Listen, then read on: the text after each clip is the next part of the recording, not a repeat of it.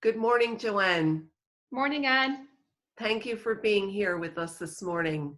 You're going to cover a really important topic on managing and minding our mental health during this peculiar time.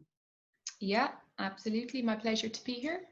Thank you. So I'm going to disappear now and I'm going to leave you to it. So you will have about 10 minutes. Lovely. Okay, good morning, everyone. You're very welcome, and I hope you're all doing well. I'm going to talk to you about reducing stress and managing anxiety at this time. What I do is I actually specialize in the area of stress, anxiety, and fear. I work one-to-one with clients, and I also run workshops and I teach from time to time. Just to give you a little bit of background on myself, ever since college, I used to work in business, in sales, in the corporate world, which I loved. Then roll on the recession, and I actually burnt out, physically, mentally, and emotionally, just completely burnt out. What I realized during this recovery time or this healing time for me was actually that I had anxiety, and I had had anxiety all of my life. I just didn't realize it. And it was actually an anxiety that was in the driver's seat of that just complete burnout. So everything I'm talking about today, or that I'll be teaching you in terms of the techniques or anything I'll be going through with you, is actually that they're tried and tested. They come from my own experience as opposed to from a textbook. So what I'd like to cover with you today is we're going to very briefly look at where stress and where it comes from. I'm going to sanitize where you live. No, that doesn't mean I'm going to turn up on your doorstep with a mop bucket or bleach. I'll explain what I mean by that later. And we're going to look at some pitfalls, things to watch out for, as well as I want to concentrate mainly actually on giving you practical tips to manage anxiety and to reduce stress at the moment. So some tools and tips is what I really want you to go away with. So where does stress come from?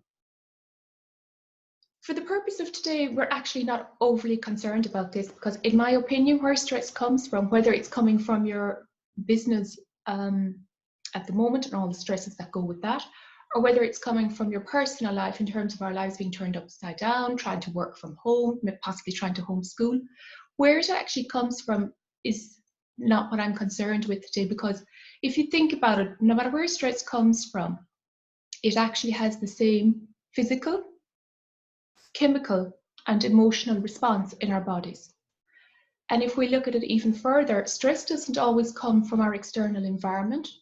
It can very often come from our minds. So, if you remember one thing today, this is what I'd like you to go away with.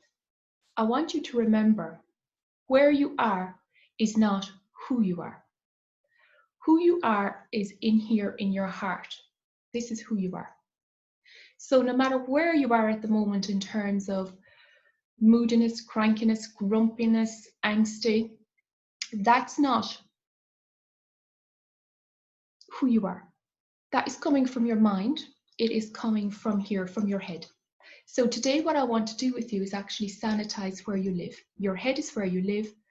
Your heart is who you are. Before we go on to the tips, I actually want to have a quick look at the pitfalls with you.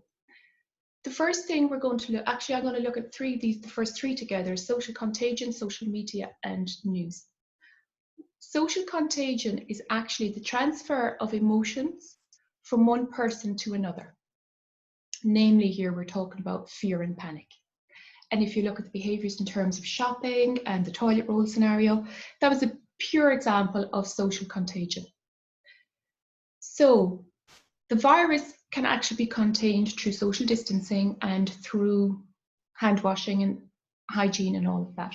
However, somebody can actually sneeze in your brain from another part of the world.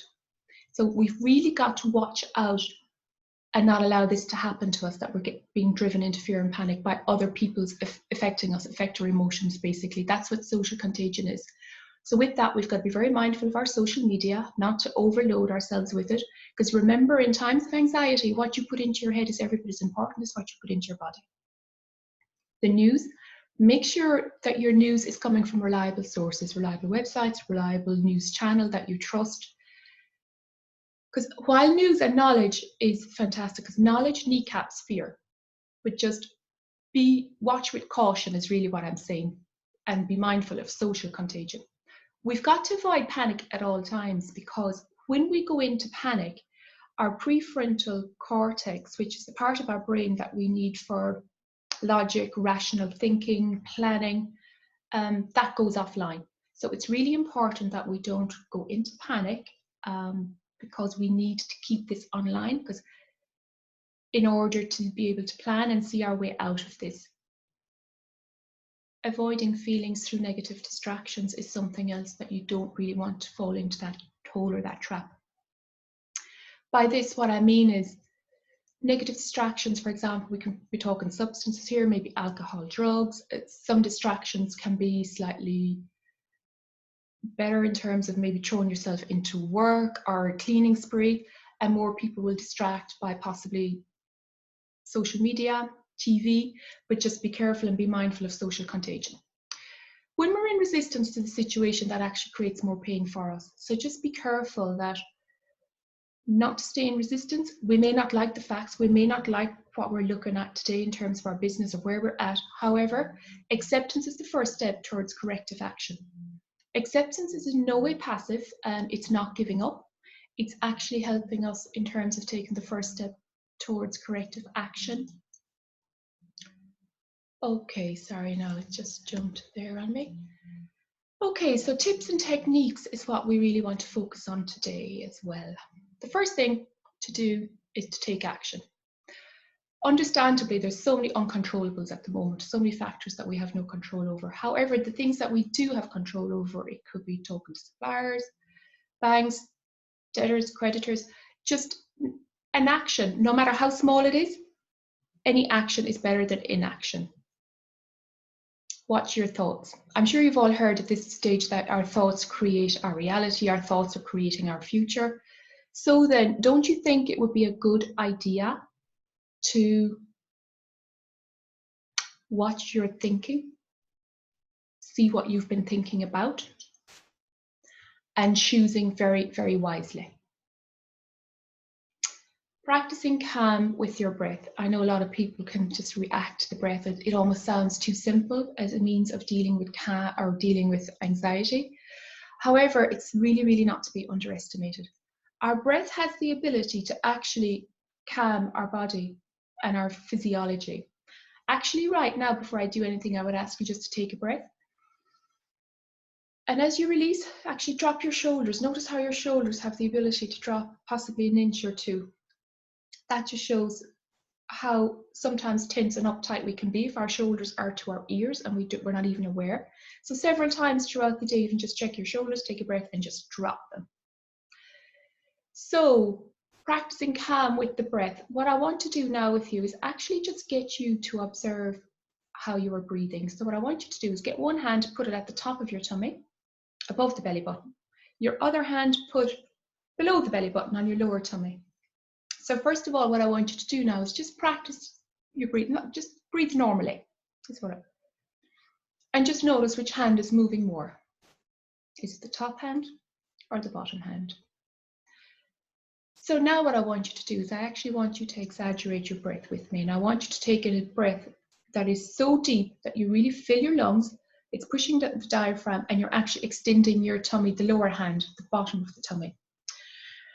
Okay, so 1, 2, 3, deep breath in. Hold it, really exaggerate it, push out the lower tummy, and now relax. So I'm sure you could feel your hand, your lower hand there, the lower tummy really extending. That is actually how we are to breathe correctly.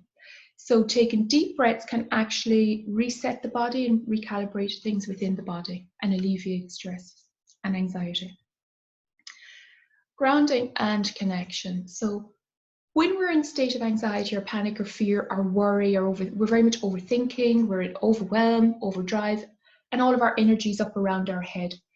And you could actually see this through Kirlian photography. If you were to photograph, you would see all the energy up here. So what I would ask you to do is just mindfully bring your focus from your head down to your heart. can take anything up to 5 seconds. So you're bringing your energy and your focus down to your heart. And then when it's here, actually bring it down your legs and ground it to your feet.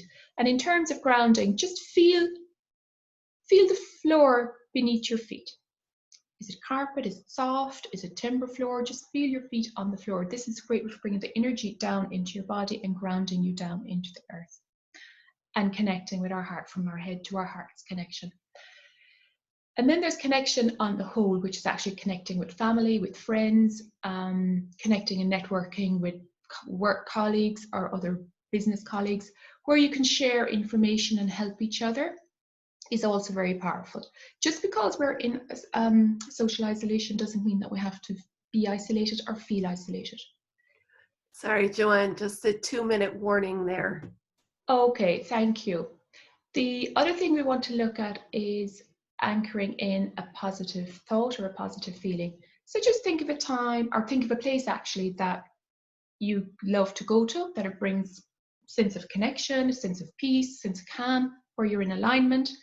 So just go back to that place or a time that you were there, go back into the memory, and from the memory you can start to create the feelings within you.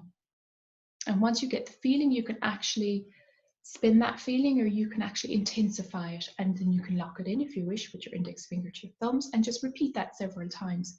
This is a fantastic way as well as a pattern interrupt. So for example, number 8, there is a pattern interrupt that you can do this to create, because we can actually break or create a state at any time. So if you feel yourself getting into a state of anxiety or panic, you can just do this to break the pattern.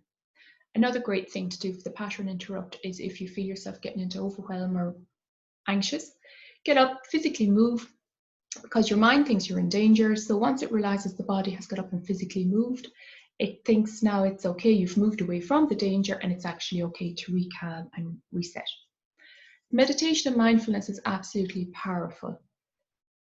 I have a meditation on my website. It's called Slow Down Your Brainwaves. And it's really the steps, the how to meditate or how to calm the mind. It's about bringing the brainwaves down and to relax. If you're a beginner starter to meditation, I would really recommend that you practice there. It's a really good way because it's the strategy in how to relax the mind. So I was just going to go through these ones in the first column with you. If you have questions on any of the others, like reading, the pattern interrupt, exercise and diet, sleep hygiene, or the do nothing approach, feel free to ask me in the questions and answers section at the very end. So thank you very much for your time. If you have any questions or you would like me to send you on any details, please email me. In terms of the meditation, if you'd like to have it sent to your phone, just email me, ask me, give me your details, and I can send it to you through WhatsApp or whatever medium you would prefer. And my website is joannemorgan.com. If you would like me to send you my newsletter or hear of any workshops or events that I'm running, you can sign up on the website as well to be included in my newsletter. And if I can be of any help at all, please feel free to pick up the phone. Thank you. Thank you, Van. Thanks very much, Joanne. That was excellent. Thank you so much. You're welcome.